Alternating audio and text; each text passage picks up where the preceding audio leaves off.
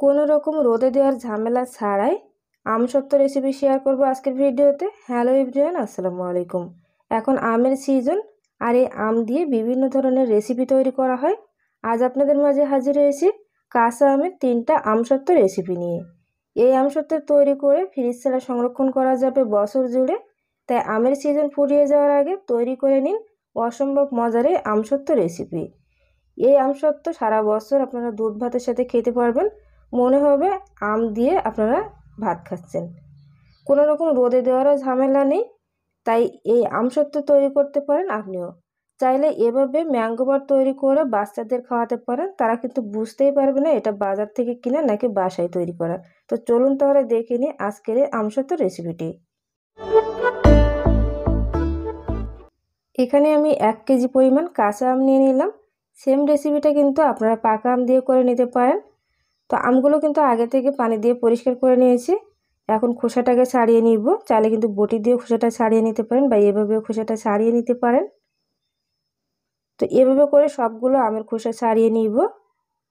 একটু ফিরে আসলাম সবগুলো আমের খোসা ছাড়িয়ে। আর আমগুলো কিন্তু কালো হয়ে যায়, তাই চেষ্টা করবেন পানি দিয়ে ভিজিয়ে রাখার জন্য। এখন ছোট ছোট টুকরো করে কেটে নিব। যতটা সম্ভব ছোট টুকরো করে কেটে নেবেন, সেক্ষেত্রে কিন্তু এটা সিদ্ধ করতে খুব বেশি টাইম লাগবে না। তো আমি এভাবে করে 2-3 রকম করে কিন্তু কেটে নিয়েছি। এভাবে করে কাটা যায়, চাইলে কিন্তু কিউব করেও কেটে নিতে পারেন। তবে এভাবে কাটলে কিন্তু খুব দ্রুত এটা সিদ্ধ হয়ে যায়। তো সবগুলো আম আমি এখানে কেটে নিয়ে আসলাম। আর এই বিচিটা ফেলে দেওয়ার পরে মনে হচ্ছিল যে আমগুলো অনেকটাই কমে এসেছে, তো আমি এখানে কিন্তু আরও একটা বড় সাইজের আম কেটে নিয়েছি। তো এই আমগুলো যেহেতু অনেকটাই পরিমাণ টক, তো আমি এগুলোকে 2 থেকে 3 বার পানি দিয়ে চটকিয়ে খুব ভালোভাবে টক ভাবটা ফেলে দিয়েছি। আর এই যে হলুদ কালারের যে আমটা দেখতে পাচ্ছেন, এখানে কিন্তু আমি আরও একটা বড় সাইজের আম নিয়েছি, মানে কাটার পরে 1 কেজি পরিমাণ হবে এতটাই আম নিয়েছি। এখন আমি এটা সিদ্ধ করে নিব। এখানে আমি 1.5 কাপ পরিমাণ পানি দিয়ে দিলাম। তারপর আমগুলো দিয়ে দিব, এটাকে সিদ্ধ করে নিব। এভাবে যদি আপনারা সিদ্ধ করে নেন, সেক্ষেত্রে কিন্তু কোনো রকম ব্লেন্ডারে দিয়ে এটা আর মিহি করে পেস্ট করতে হবে না। আর এখানে 1/2 টেবিল চামচের একটু কম পরিমাণ দিয়ে দিলাম লবণ। এখন এভাবে করে মিশিয়ে আপনারা চাইলে কিন্তু ঢাকনা দিয়ে ঢেকে সিদ্ধ করে নিতে পারেন। আমি প্রথমে 1 মিনিট 2 মিনিটের মতো এটাকে ঢাকনা দিয়ে ঢেকে দিয়েছি।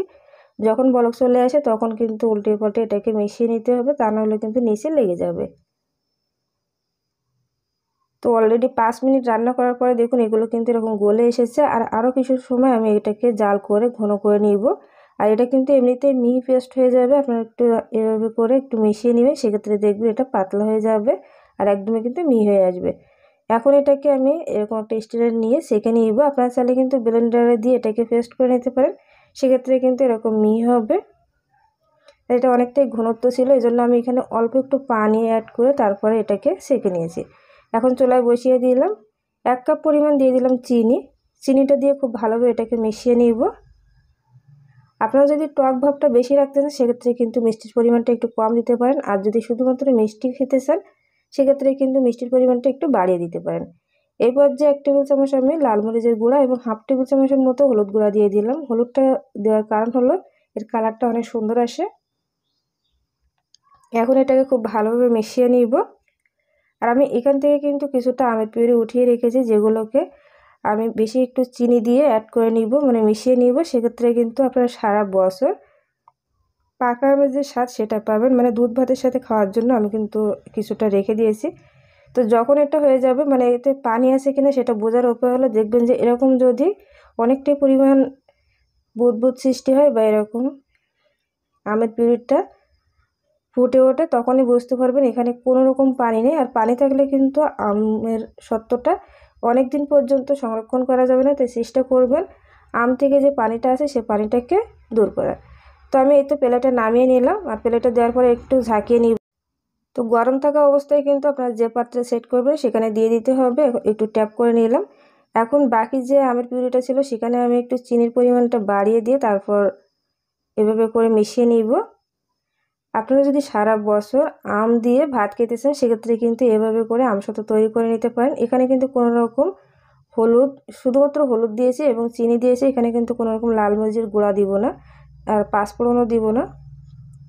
তো এটাকে এক সাইডে রেখে দিলাম। আর যেগুলো আমি বেশি চিনি দিয়ে বানিয়েছি আমসত্ত্ব তৈরি করার জন্য, ম্যাঙ্গো ভাত তৈরি করার জন্য বা সারা বছর খাওয়ার জন্য দুধ ভাত দিয়ে, সেগুলো এই প্লেটে দিয়ে দিব। আর অবশ্যই কিন্তু নিচে একটু সরিষার তেল মাখিয়ে তারপর দিবেন।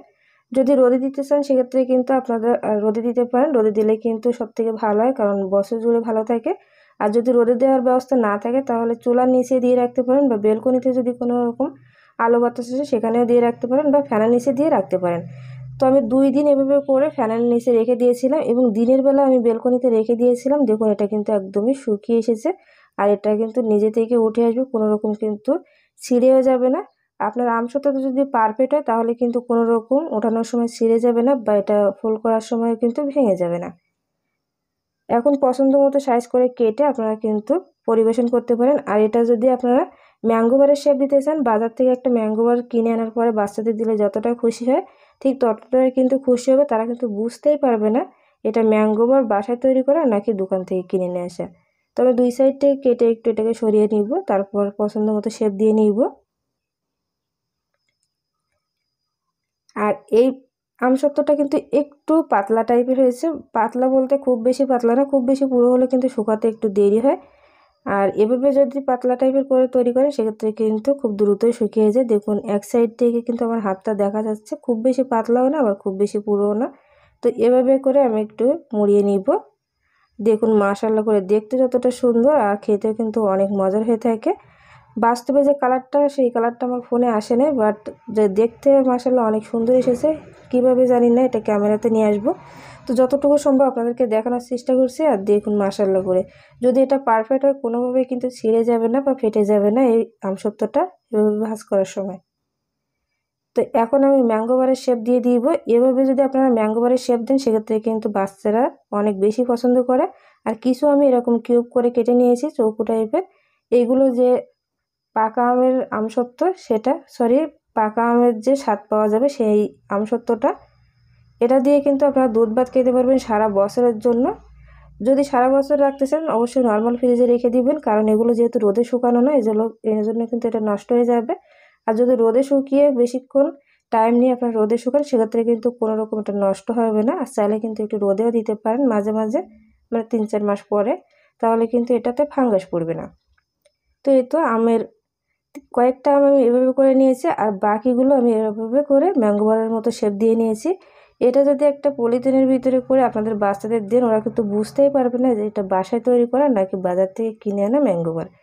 তো চাইলে কিন্তু কাঁচা আম পুড়িয়ে যাওয়ার আগে এভাবে করে আমসত্ত্ব তৈরি করে নিতে পারেন, সারা বছর দুধ ভাতের সাথে খেতে পারবেন, বা এমনি সকাল বিকালে কিন্তু টক মিষ্টি ঝাল এরকম একটা আমসত্ত্ব তৈরি করে রেখে দিতে পারেন বাসায়। তো আজকের ভিডিওটি কেমন লেগেছে অবশ্যই কিন্তু কমেন্ট সেকশনে জানাবেন। আর রেসিপিটি ভালো লাগলে অবশ্যই কিন্তু লাইক দিতে ভুলবেন না। দেখা হবে পরবর্তী ভিডিওতে। আসসালামু আলাইকুম।